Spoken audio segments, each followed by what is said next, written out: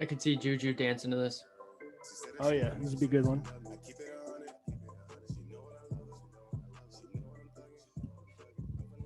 That bass is so loud.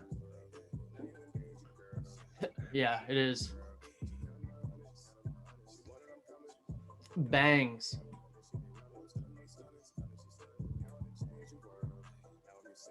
That new Change Your World by Teray, T3RAE. Shout out the boy Teray. New song just dropped. Go check that out. Spotify, YouTube, Apple Music, whatever. Whatever you got, he's on there. Shit bangs, of Fire course. Flame. It's like it doesn't sound very loud in the headphones, but that shit's bumping it up. Bumps, plain and simple. Bumps, dude. Goosebumps. That's all there is to it. Pecker bumps. We're back, episode 162, Yinzertainment podcast. Back in here. No Alex today. He had some family matters to take care of, but he should be back next week, and then we'll go from there. But hey, you got us. Just a couple of dummies. Michael and myself back in the saddles, episode 162. Steelers victory, finally, man. I mean, it's been 4 weeks now. Yeah. But we're back in the winning column, and I'm honestly really not sure how to feel about it. I'm pretty sure I feel that you need to always be at Tapia's. Well, yeah, so that's the thing is we were down so big in the first half. I looked at Alex and I was like, well, now we know it's not us, dude. The fact that we weren't together for the 3 losses, watching the game together like we've been all year for every Steelers game. I've watched it, Alex. 11 in a row. Yeah, and the 3 losses, I'll admit, I was not at Alex's house. Thought it was us. Confirmed this weekend that it was us because I was back at Alex's, and guess what? We won. We freaking did, dude. And you know what sucks is he has our predictions from last week. Damn, that does suck. And I don't remember, I was looking forward to it because I don't remember what I had predicted. Yeah, I can't even fucking begin to tell you. I want to say I said JuJu was going to score a touchdown. Did JuJu score? He sure did. Corvette, I might be making that up right now on the fly, but could have swore I did. So I'm just going to roll. I could have swore I said Jonathan Taylor. You did. And yeah, after the first touchdown, I was like, did Michael say he was going to score? And then he scored 2 more of them. And I was like, oh, he really scored. Yeah, yep. That happened. Honestly, dude, I didn't think he was. I haven't watched him all year. I didn't know he could run like sick. That. Why doesn't he get more recognition? Because he plays for the Indianapolis Colts. Yeah, true. That dude runs hard. Yeah, no, he's nasty. Even have him in Madden, and he's sick. Sick, even in the animated world. But hey, despite his best efforts, the Steelers still pulled it off. Got a lot to unpack here. Again, just a roller. I tweeted it after the game. I said, this game is the definition of a roller coaster of emotions. Dude, the first half, we were down, 24-3? No, it was 21-7 at half. 21-7 at half. And I was like... It was 24-3 or 24-7. Yeah. In the third. I was like, yo. But then they put up 21 unanswered points. It was sick. I thought it was over, dude. I couldn't believe it. Literally after the first series, the first 3 plays of the game, I texted you. And I literally was like, I'm not doing this again this week. Yeah. 3 shotgun plays, right? 3 incompletions. I think at least 1 drop was there. I was like, nope. And then Jonathan Taylor goes down, does his thing. I think it was like a 9-play or 7-minute drive for a score. I was like, man, that would be nice to do. Wouldn't it do just on your opening drive, be able to march down the field with some kind of fire under you and get the game going? And dude, here's what it comes down to, right? And we're going to go back to it. We're beating that drum again, but the play calling, the Colts flat out came out and say, we knew exactly what the Steelers were running in the first quarter. We knew exactly what all their plays were going to be, and we stopped it to a T. It worked perfectly for them. I mean, yeah, it honestly, yeah, you know that a 1 yard slant is coming. Okay. Yeah, seen it a time or two or 11 in a row this season, where Uh, that's how we come out on the offensive side of the ball. I saw the Steelers fans saying on Twitter, they're like, no shit, they knew that we were going to run. So did we. If we could see Yeah, it from our couch, yeah. if I'm a fucking moron. If I can see it from the couch, I'm sure a defensive coordinator is going to pick that one out pretty easily. Okay. Yeah. So, And they second did. half, yeah, of course, as every team has for the 21 to past 6 7 at weeks. half. Yeah. Yeah. So we come out second half. I think it's all over, dude. Big Ben, here he comes though, and it's pretty sure it's been confirmed by multiple players, by media, that in the second half Ben was calling the plays. Yeah, I think that was all part of what I saw. You mentioned the first half that the Colts knew what plays were coming, and that's why they were up 21 to 7 at half. And then Ben took over the second half, and yeah, And we've 21 seen it unanswered. like 7 games this year where the first half offensive play calling is ass. We're getting our asses kicked. In the second half, we come back and put up big points because Ben's calling the plays. We've seen it so many times.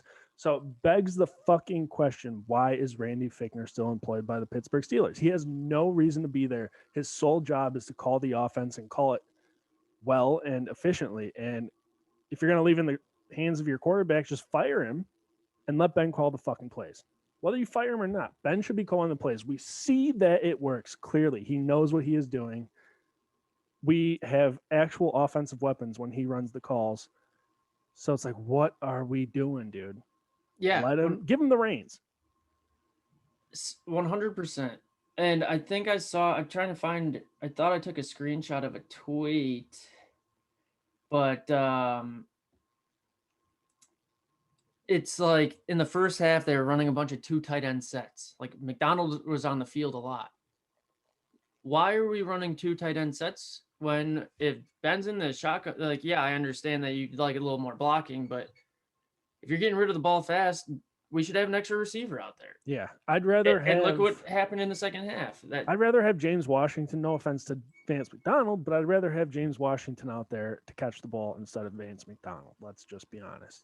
Well, and Vance isn't out there to really catch. I think he did once, maybe. Yeah. Yeah, he had 1 reception for 5 yards, but it was just something that it was from, his name is like Steelers Crash or Mr. Crash.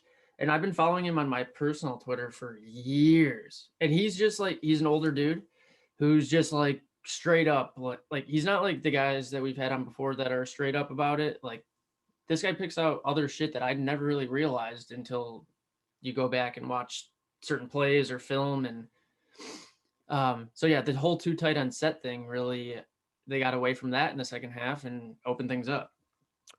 Yeah, they complete 180 from the first half.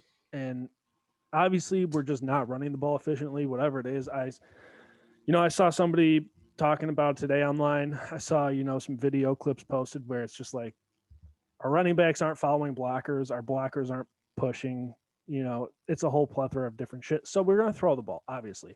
And I think if you didn't already fucking realize it, last night was a pretty good cherry on top to show you that this year, despite whatever I've said in the past about, you need to set up a run game, whatever, what's working for the Steelers when they win is they're running no huddle offense, shotgun, 5 receiver sets. Ben finds the open guy.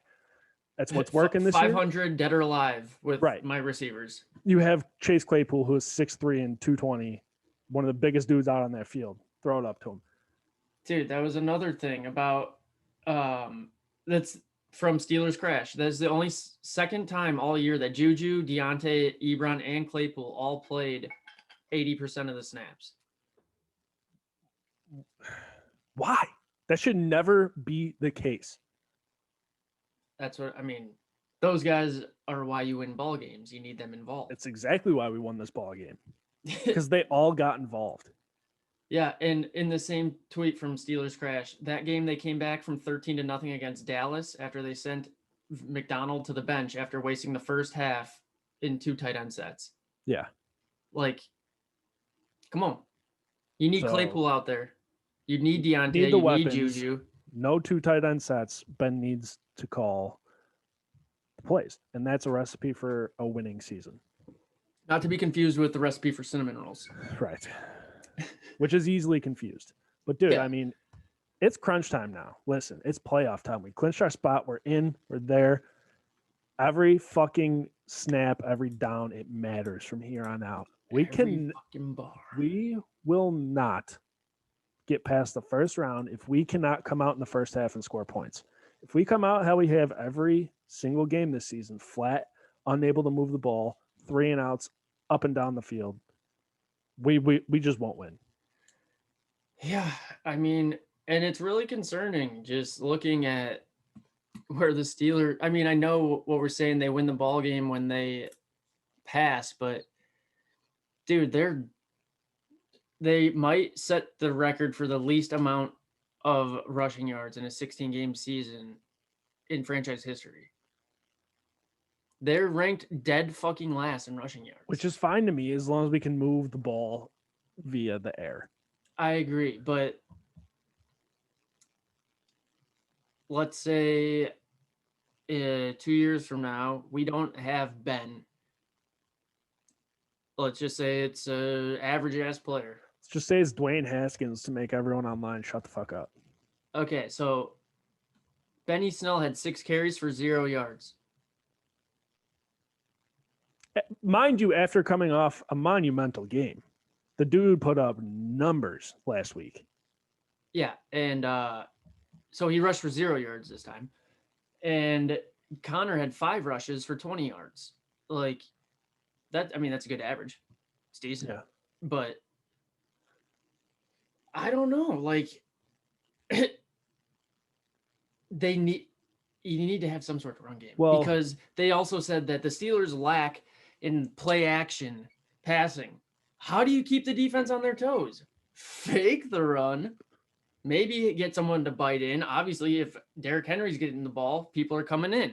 That's why Corey Davis and A.J. Brown are open, and Tannehill hits them. Like, well, we saw this game, dude. That they clearly fucking knew we weren't ever running when we did a play action. Ben got hit on every time that he did a play action. Like, yeah, of course they know. And that all goes together with he gets rid of the ball the fastest. Well, it's because he doesn't have a lot of time. And what it ultimately comes down to is you can't run the ball if you're down by 21 points. Oh, no, absolutely. But 32nd ranked in the league. That's so far this season. That's every game combined. Like, yeah. But it's just like you want a better run game, then you need to be better early in games. It's just how it goes. Yes. The only way we're going to establish that's a run facts. game. So that's facts. I just don't see that happening. So like, in my mind, from here on out this season, we just don't have a run game. Doesn't matter. Yeah, but in my mind, okay, well, my defensive strategy, don't fucking worry about the run. We'll put 3 guys on the line, stack the secondary. Who are you going to pass it to? Like, we thought that they knew our plays already in a shitty play calling. We'll take out half the playbook because we're not going to run. And even if you don't run with... I'm torn between because obviously I love the pass. I love it. That's when Ben kills it.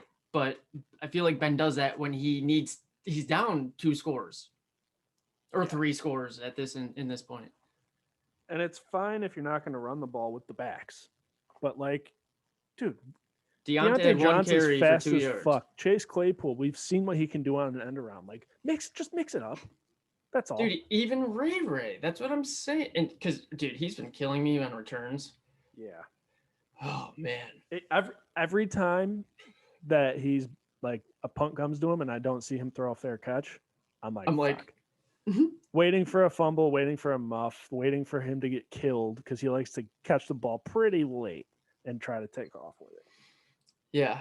And dude, by the way, why was Deontay back on the one punt return or kick return? I don't know, but I like that. Because, I mean, I love Deontay, and he's shown before that he can be a good punt returner, just like McLeod and just like not Switzer, because he never showed us that. But, you know, yeah, Deontay's an athlete. He's sick. But he did have a play this week where he probably could have went forward, and then he tried to make a cut and he didn't get it. And I was like, God damn it. God, Claypool did the same thing. Claypool caught a ball and went back like 5 yards, turned around, and then just got stuck. It's like, come on, bro. Yeah. Yeah, it's tough to say. I mean, he's a rookie. He's still learning, obviously. Deontay's young. JuJu's young. They're all... Speaking of Deontay.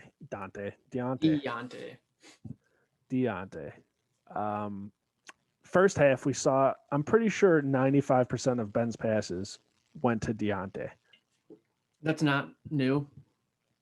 It felt like even way more than usual.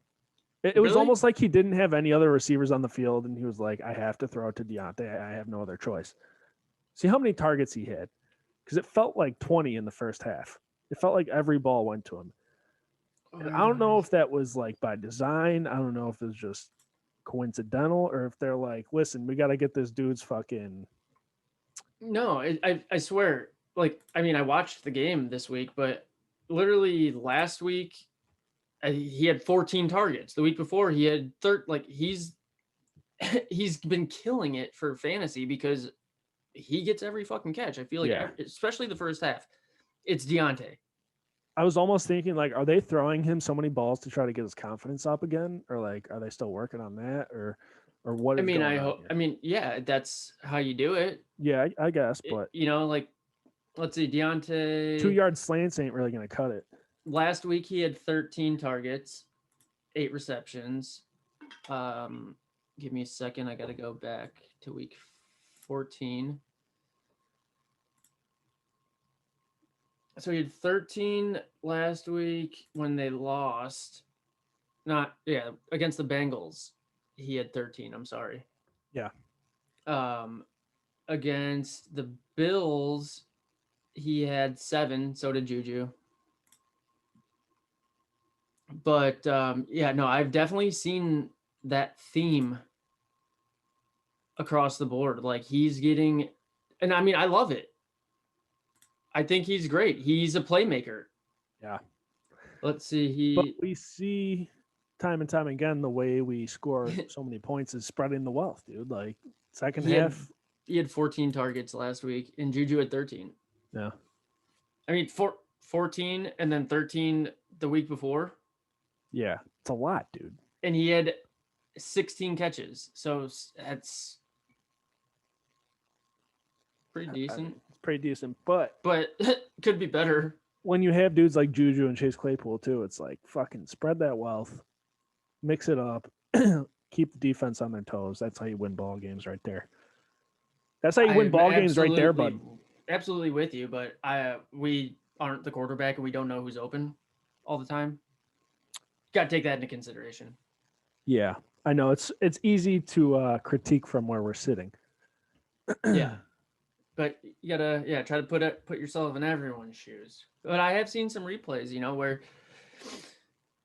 Ben throws a little 1 and out to JuJu, but Claypool's over here like this. Like, I know that it's way easier said than done, but Ben's the king of. Dude, that pump fake, I'm telling you, is a thing of beauty. He Put needs up there to with those sound effects. He needs to literally pump fake every pass. Honestly, it works every time. It really does. And that JuJu touchdown, bro, that ball was money. Oh yeah, he threaded that needle. It was so sick. That was Ben circa 2014. I mean, sweet JuJu, 9 catches, 96 yards and a score. Deontay, 8 for 75 with a score. By the way, JuJu didn't dance on the logo this game. Waited till after the game to dance. Whatever. Respect the move. Do whatever you want. Don't care. But some may say he shut up a lot of haters by putting up 96 yards and a touchdown. Yeah, well, I've seen his TikTok being posted on like Instagram and Twitter, and all the people are saying the Steelers are such fucking cocky douchebags, Corvette, blah, blah, blah. I'm like, you can't win, dude. You can't win. Fuck them.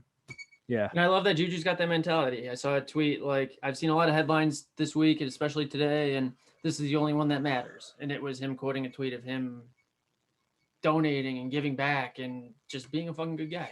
Yeah. And that, Mark Madden, is what it's all about. Fucking boner. Yeah, didn't dance, shuttle up a lot of haters, I think. I mean, I love watching him with the ball after the catch this year too. He's just so much more He's a aggressive monster. and physical with it, and you could tell it's just like he's been that way though. You know, like He with his has- blocking and has, just with his he's sick.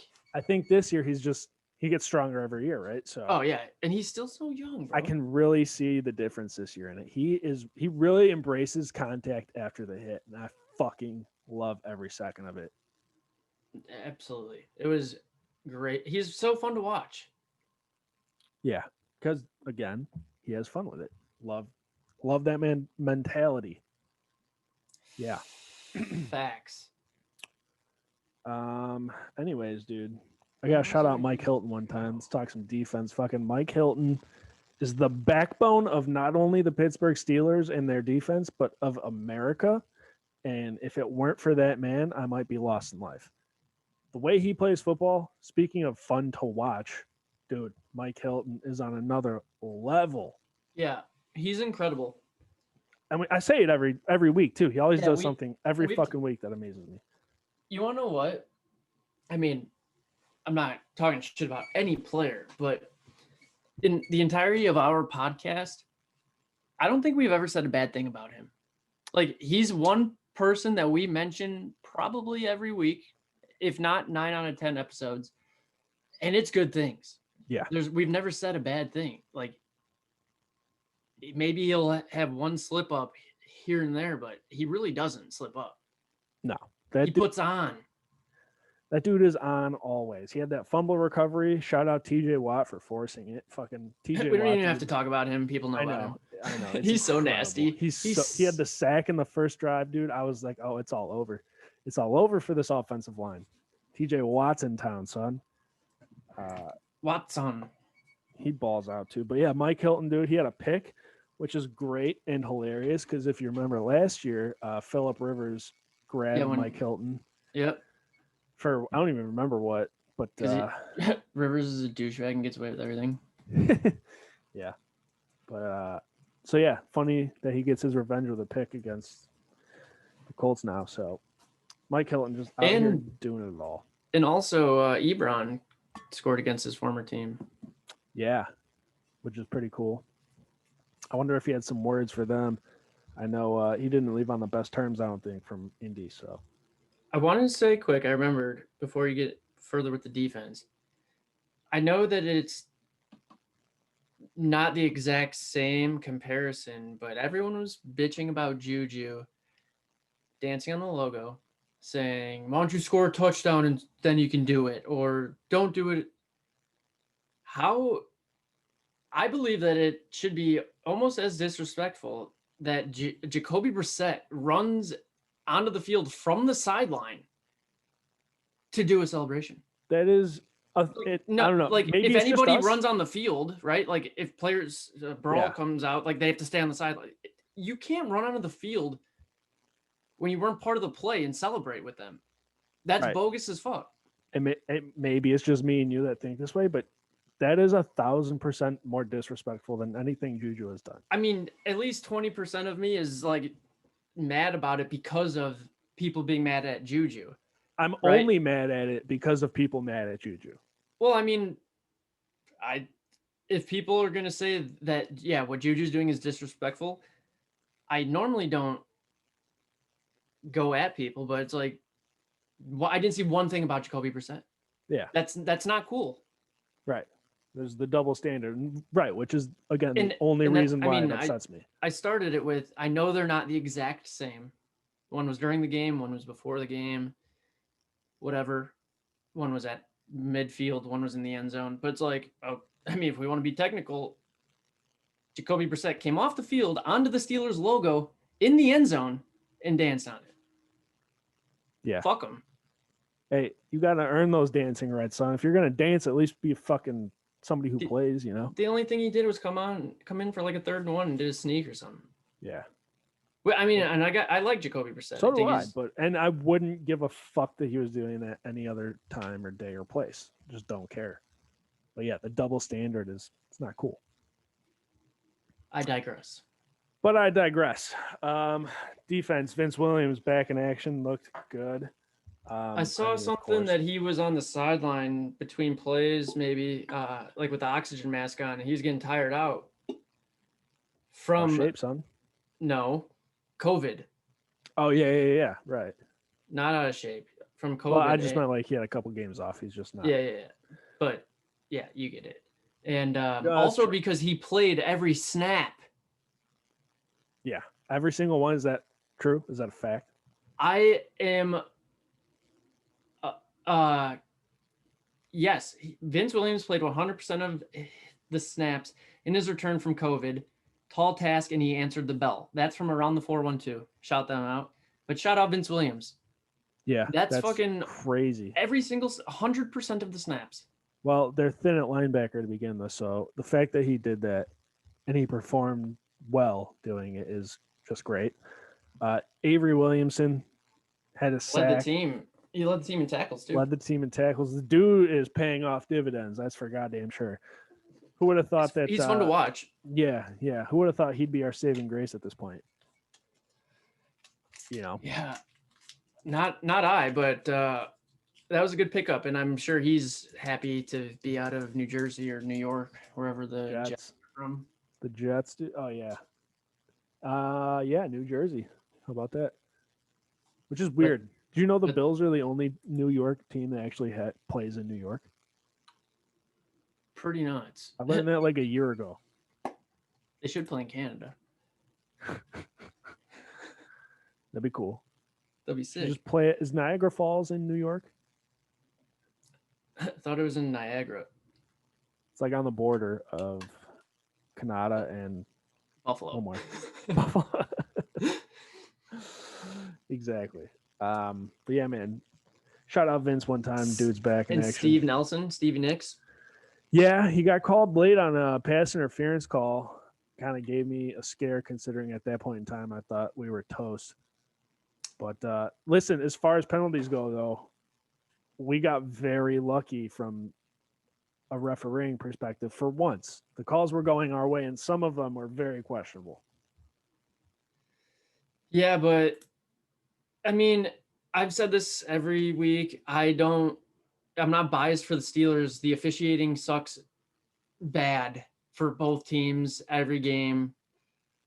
And I saw, again, all these comments saying the Steelers got a cakewalk of this game because of the refs, blah, blah, blah. And one could argue that all of the money was on Indianapolis -7. And what happened? It was rigged. However, there's not a lot, but the one specific call, I mean, TJ Watt gets held every play, bro. I literally put that in my notes, bro. At one point, at one drive, I started just watching TJ Watt.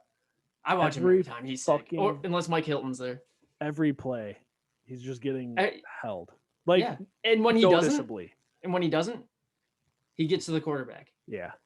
Like that's the only way to contain him is to fucking bend the rules or make sure the ref doesn't see it. Yeah, and I mean, or like the you ref say, does dude, see it, and there's a hold on every offensive play. Like, there's no doubt about it. You could call a hold if you wanted to, but it's like when it's that evident and right in your face, and a dude's got his entire arm around TJ's neck, and it's a big arm. Big arm. It's no little boy. It's a big grown ass man. Yeah. The Colts had 9 penalties, 83 yards. The Steelers had 6 for 49. So when you don't look at the yards, it's like, oh, well, the Colts only had 3 more penalties against them. Learn the fucking rules. Learn the fucking rules, damn it. Yo, shout out the rookie cookie, Alex Highsmith, dude. Arguably sealed the game for us. Move, dude. I've seen spin moves in my day. I mean, if it's a running back or something, yeah, of course, you've seen a better spin move. But from a fucking outside linebacker spin move perspective, dude, that thing was clean. That offensive lineman didn't even try to move his feet the way that he spun. Like, I don't think he could have if he tried. No. He spun on a dime, bro. It was a thing of fucking beauty. And yeah, like you said, dude, rookie. It was sick. Just showing the defense how it's done. Showing these old vet linemen a thing or two. Can we talk about though, quick? Like they're down 21-7. Where was the defense at in the first half? Phillip Rivers is not a bad quarterback, but he doesn't cook like that. Jonathan Taylor is sick, but we have the second ranked rush defense. Sorry, 8th ranked rushing defense in the NFL. Well, whatever happened from, what was it, the Ravens, the first Ravens game, when Gus Edwards ran all over us? Since then, we have not been as dominant in the rush game, I feel like. I agree. No, you're definitely right. And I mean, yeah, missing Bud. Yeah, I don't want to say injuries, but injuries, dude. I mean, yeah. Bud. But Bud's not like it. Up the middle is Tuitt and Hayward and Alualu and the middle linebacker, which Vince, if he's out, we obviously don't have Devin Bush, Spillane. Yeah. That's what I want to say too, is you said we were thin at linebacker depth. And this guy, I saw him on the special teams play. Number 49, Cassius or Cassius? Cassius. With all those fucking tattoos? Marsh, yeah. Bro, he had a huge play on special teams. And I was like, that was sick. And then they showed him again on the sidelines because he had a good stop or he helped out with something. I'm looking at the stats. It says he doesn't have any tackles, but he was in on some action. And I was like, this guy looks sick. Yeah, and he's tatted up. He had that, like, honestly, it might be, I don't know. It's like he had that Dennis Gardeck fire, it looked like. Which shout out to him because I think Brett said he's on the IR or he's done. Yeah, he fucked up his ankle or something, I think. He'll be okay though. He'll be on a roster. The Cardinals would be stupid to get rid of him. Yeah, dude. Did we talk on the podcast about his sack stats? I don't believe so. I sent that to you guys. Yeah, do you have them at your ready? I could try to find them. I don't think I have it at this moment, but the stats that Dennis Gardeck, and for those 3 people listening right now, Dennis Gardeck, linebacker for the Arizona Cardinals. We went to high school with him. The transformation the kid had from high school to college to NFL is just incredible. But the dude plays with so much fire and intensity. It's honestly, it'll give you goosebumps watching it. No issue. Pause. But I think he's played like 90-something snaps this year. He's a third down back, really. Or third down linebacker. I think he plays in their nickel package or something. Got him. Yeah, pop off. No, keep saying what you're saying. He's a special teams guy mostly. Yeah, he's or that's how he came up. Special teams captain from D2 South West Dakota. Virginia State or something. No, it was West Virginia. Okay, he transferred, I know, after 2 years from one to the other. But either way, through 90-something games, he had, I don't know. So he's got more sacks this season than Cameron Jordan, DeMarcus Lawrence, Chase Young, and J.J. Watt. Best part is he only has played 93 defensive snaps. 93 snaps, and he has how many sacks? More than Cameron Jordan, DeMarcus Lawrence, Chase Young, and J.J. Watt. I think the number that wasn't in the tweet. I'll get it right now. It's 5 or 6, I think. Oh, damn it. He doesn't come up when you type Dennis, though. We got to get him there. The Menace probably pops up. Dennis Gardeck sacks this year 7. 7 sacks. Okay, so I'm going to do the math. He's had 93 defensive snaps and 7 sacks. That's a sack on 7.5% of all snaps. So pretty good. 1 in 11. Or no, that's snaps. No, it's 93 defensive. So he gets 1 every 7. Every 7 snaps, he gets 1. Yeah, I said 7.5% is what you said. Oh, it's not percent. It's because it's not 93% of snaps, right? It's just out of 93 snaps. If you divide it, that's an average of 1 per 7 snaps. It's 1 per 13, I think. Oh, okay. Still, that's Either pretty way, sick. I'm not, listen, we're not math guys. This isn't a math podcast, but you get the point. The dude balls out. So if we could have somebody on the Steelers with that fucking kind of intensity, dude, listen, if at all in the future Dennis Gardeck gets picked up by the Pittsburgh Steelers, I will buy every jersey that they have. I won't. I'm gonna DM him and say, "Send me one," and Yeah. some tickets. And then he'll just ignore No, just us. kidding. I would absolutely. Yeah, that'd be sick. I know my mom, Brett. Yeah, they would love that. I'm sure. I guess not everyone, but I would fucking love it. But that's just talking, fantasy talk. Either way, dude, he's a monster. I hope he gets better soon, dude, because that sucks. Yeah. The sack leaders this year, GJ Watt is number 1 with 15. And Aaron Donald is second. 2 Pitt guys. Well, one from Wisconsin, one from Pitt, but Steeler. You get it. You get it, dude. They've both played at Heinz Field. I haven't heard of the guys tied for third. Hassan Reddick, Zadarius Smith, and Trey Hendrickson. Never in my life. No, that's crazy. I did also want to shout out our kicker. Yeah, man. Who took place. What's his first name? Matt? Boz's father.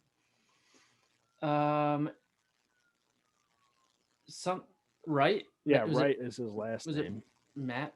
Nick, right? Matt, right? I'll get it right. I'll get it right. I'll tell you here in a sec. Because I just followed him. Yep, Matt Wright. I followed him on Twitter yesterday. Matthew Wright. Yeah. I think he didn't miss a single kick yesterday or Sunday, which is dope. Nor the week before. He's been 7 for 7 for us. And also that's from and around the 412 tweet. So shout them out.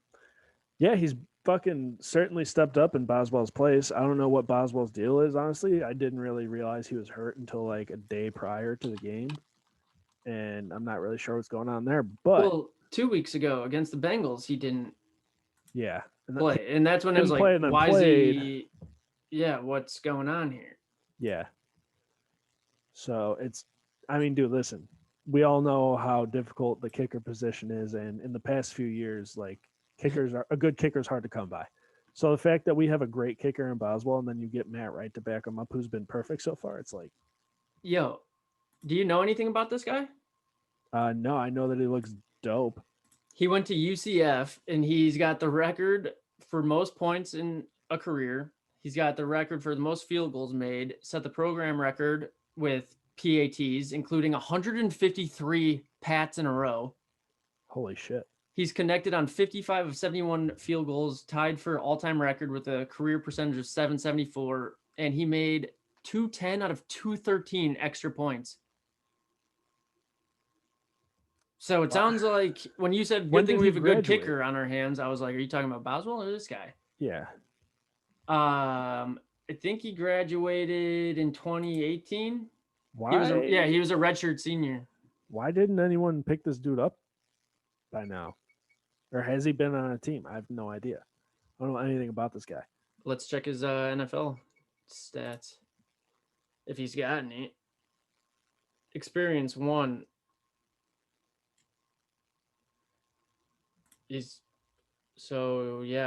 What? 1 year experience. So he's not a rookie. He's been in the league or he's been an NFL free agent for a year, it sounds like. And his career stats are 2 games with the Steelers. So these are his first games, which is crazy. With the stats he put up in college, I would expect teams to jump all over that, considering every team at some point in a season, like the past 3 years probably, has been like, fuck, we might need to look for a new kicker. Ours sucks. Yeah, but then you see freaking McManus and Dan Bailey been in the league forever, who just fucking rifle field goals left and right, not through the uprights. Cody Parkey, bro. He's hit He's hit the uprights in like every game this season. I think I saw Big Cat tweet. He's like, no way is this guy still on a roster. Oh, it's fucked up. Yo, shout out to Allison for this. Yeah, that's fucking dope. Yinzertainment beer koozie? Are you kidding me? And it's perfect because I only drink Michelob's. Nice. Good deal. Let's look ahead here, though. Been confirmed already next week. Since we already clinched the playoff spot. Next week against the Browns. Mason Not only Rudolph. a playoff spot, but a division title over the butt stains, the Bungles, and the Ravens. What he said. What that guy said. What both those guys said. But Mason Rudolph revenge tour starting against the Browns. The Browns are in contention for a playoff spot. They need to beat the Steelers this next week to make it to the playoffs.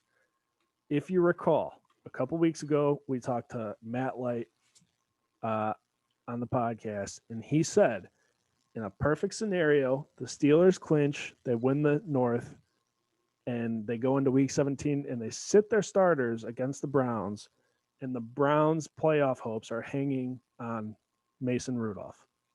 And Mason Rudolph goes in there, absolutely kicks the shit out of the Browns to bounce them from the playoffs. He said, like 3 or 4 weeks ago, perfect scenario. Guess what? Spoke it into existence. Here we are. It's happening. And here I'll go.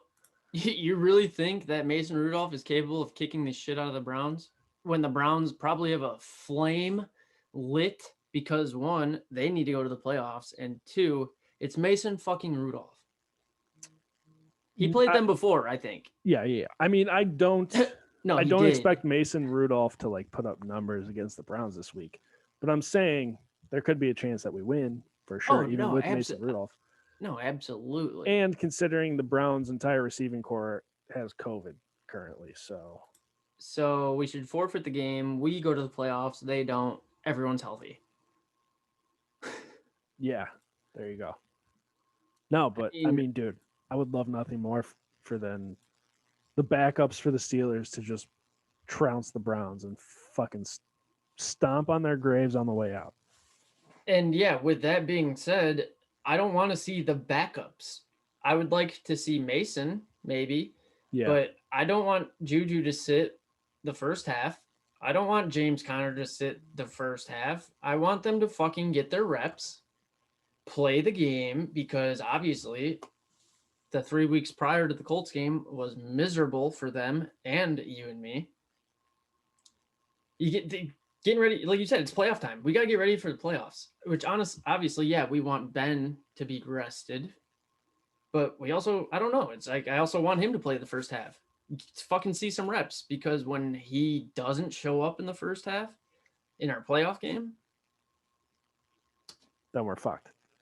Yeah, I'm kind of torn on it. And you just answered the question I was going to ask next is like, do you want the starters to play? Or do you? I want them to play the first half. Yeah, at least the first quarter minimum. I think that'd be a good compromise, because it's like, as much as I would love to rest everybody, I think we need the reps, dude. Like we got I would lucky. We can't get the Browns. I don't want the Browns in playoffs. Right. Fuck them. Yeah, let's beat them and they go home. We got lucky. As what was I trying to say? I totally forgot. We got lucky. You're saying you're torn between starting our starters or sitting them, and I said the first half. You said it's a good compromise. Oh yeah, it's a good compromise. One half, like I'd love to rest everybody, but I mean, we do need our reps. Like, look at the past 5 weeks. We've looked like dog shit, and if we look like dog shit in the playoffs, we're getting bounced real quick. Going home, pack your bags. I think some players need the reps, but at the same token, it's like, okay, you put them out there for a quarter, and what, you risk JuJu fucking getting hurt or something? Yeah. I mean, right. That's the decision you make, right? Yeah, you do. Because if he does get hurt, you've got guys that can fill that spot.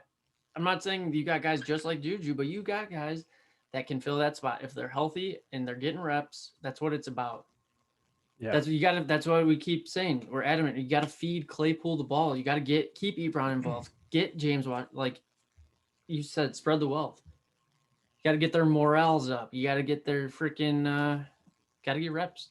Well, and especially this year with we got so many rookies and a lot of dudes hurt. So you sit TJ. You sit TJ. Right. Yeah. You got a lot of dudes though who it's like they've maybe never been to the playoffs before. Like it's a whole new ball game. Like you want him to get those extra reps that you probably play. And this game could feel like a playoff game from the intensity of the Browns. If they're fighting for a playoff spot, this is a playoff game. Yeah. For them. Exactly. So we can't be sitting back on our heels. Just okay, Mason, go get him. Right. Like I want to see a good game. I don't want to great, we got in the playoffs. Doesn't mean roll over on our backs. Right. So that's the road you cross, and the decision that the coaches have to make. Guess we'll find out. I mean, we obviously know that Mason's starting already, but it'll be which I'm to cool see. with. I'm the cool only with thing too. that I would like to see other than that is Dobbs. Yeah, I know. I think I'd rather see Dobbs myself, but for the progression and benefit of Mason and potentially the Steelers, yeah, Mason, let's get these reps. Yeah. So, dude, listen, I'm rooting for him. Obviously, I can't wait. I hope he fucking throws for 300 yards and 3 touchdowns. But I just don't want. I don't want the Browns' entry into the playoffs to be through the Steelers. It's just not something that sits well with me. Yeah, I mean, I could see it already. If the Browns win, Browns fans are gonna be talking shit, and then the Steelers fans are gonna go, "Oh, good job, you beat Mason Rudolph." No, I don't want to see that. That's why you play Ben. The only time Mason comes in is because you're up 40-7. Yeah. Like Tom Brady, was it last week? Against who did he just murder? 45-7. He put up the Lions, numbers. Those poor bastards. Yeah, he just murdered them. They sat him the whole second half. Normally you see him sitting the fourth quarter. No, he's gonna sit the whole second half because he dominated. And a couple weeks ago when the Bucks were on a slide, I was like, yo, the Bucks are trash, bro. Everyone hyped them up, bro. They're getting hot at the right time.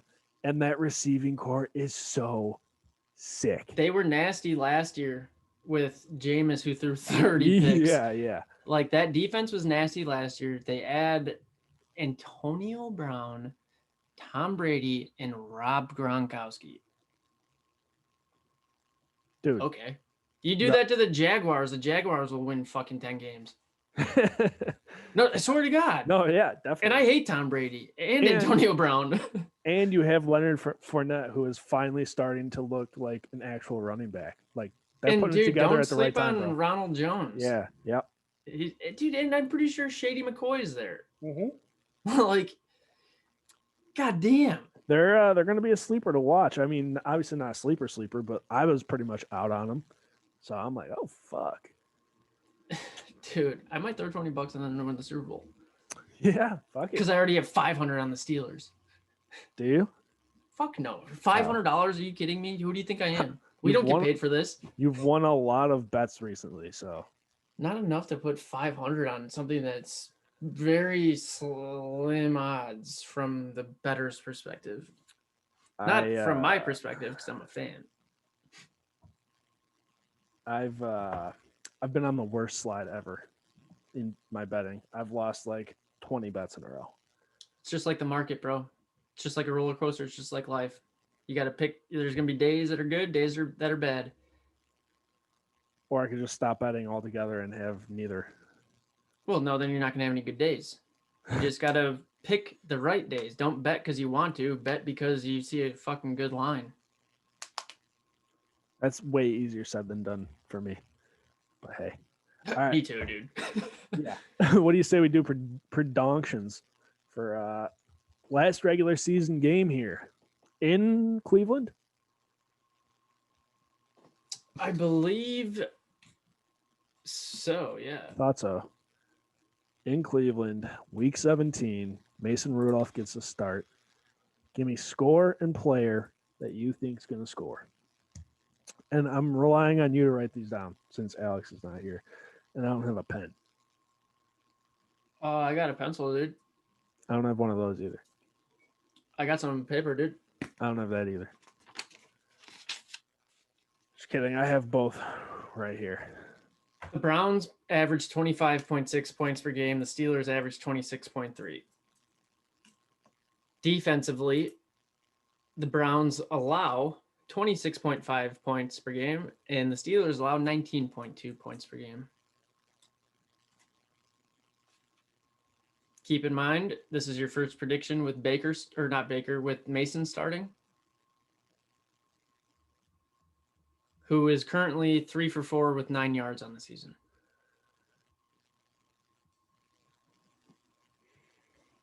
Okay. Here's what I'm going to do. It was Colonel Mustard with A number the 7 wrench chicken in the conservatory. I'm going to go 24-20 Steelers. And I'm saying the defense scores a touchdown. I'm going to write down defense / special teams because Yes. that's what you can bet on on the books.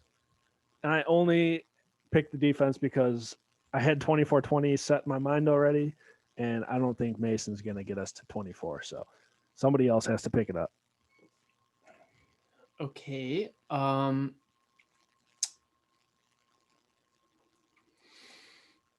dude. The last time they played was October 18th this year, and the Steelers won 38-7. That was with the Browns' full receiving core and Big Ben.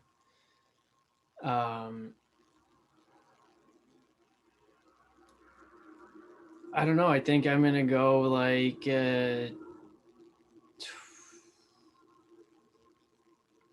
24-16. Okay.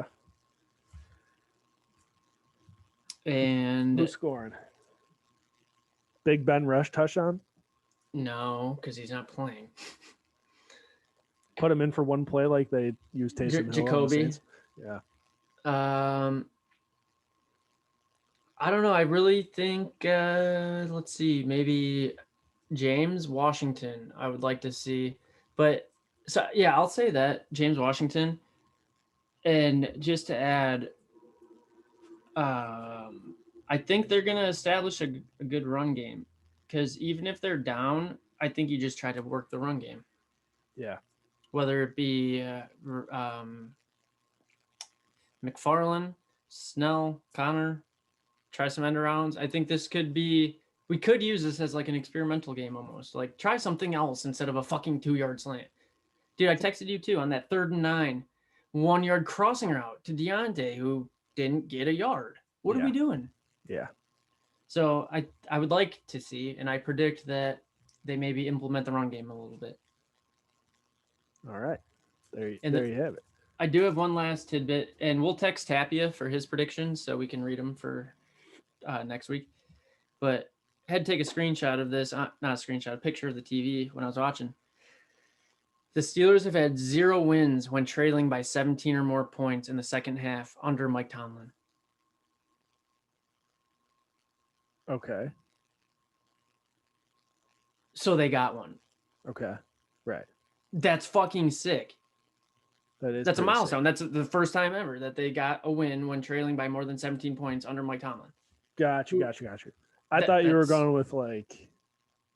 It's going the other direction with that. No, it's a really good thing. They were down over 17 points in the second half and came back and won for the first time. And even the announcer or commentator said like, not that he's ever been down 17 points that many times, but this is the first time it happened. Yeah, so true. Had to mention it because love Tomlin, love the Steelers, love football. Me Yinzer, dude. Me Yinzer, dude. All right, that's about it. That's all I got, dude. It's all short. I did have one more thing too. The NHL's coming up, if you could believe it. I can't believe it. Well, you better, because the first game of the NHL 2021 season, Penguins at Flyers. Oh, really? January 13th. January 13th? At 5:30 Eastern. So 4:30 for us. What day of the week is this? January 13th. That's day before Aaron's birthday. That's a freaking Wednesday at 3:30 or 4:30. 4:30. Okay, it's cool. I get off work. Perfect. Yeah. Just sit down, watch the game after work. That's dope. So yeah, I mean, not that I don't enjoy talking about the Steelers, but boy, do I love hockey. Boy, do I love sports. I'm sports. I'm a fan. Crosby, That Malkin. right. I saw Jonathan Tay's toes is out for the season due to like an illness or something. What? Yeah, look it up. Yeah, look it up. You fucking figure it out. Cool. Well, while I'm figuring that out, you head over to Yinzertainment.com, find the podcast, find the social media. The links are all there. Instagram, Twitter, YouTube at Yinz Daily, YINZ Daily. Subscribe to the YouTube page, Spotify, Apple Music, Apple Podcasts, rather. Everywhere you find a podcast, you can listen to this. But mostly come watch our ugly faces do it on YouTube. That's why we do this. And again, I cannot reiterate enough, subscribe while you're there. I will literally beg you if I have to. Episode 162. We try.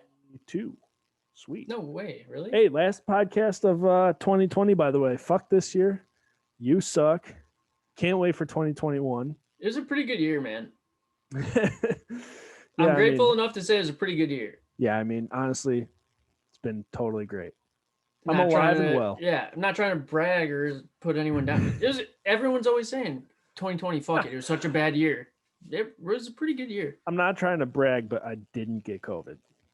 Yeah. Well, I mean, nothing bad happened. Yeah. You want to know why? Because it's all a simulation, bro. Episode 162. It's all in your head, bro. We'll be back next year. We'll see you next year. And with that, and I'm out. With that, I'm not coming back. And I'm out. And I'm gone. And I leave.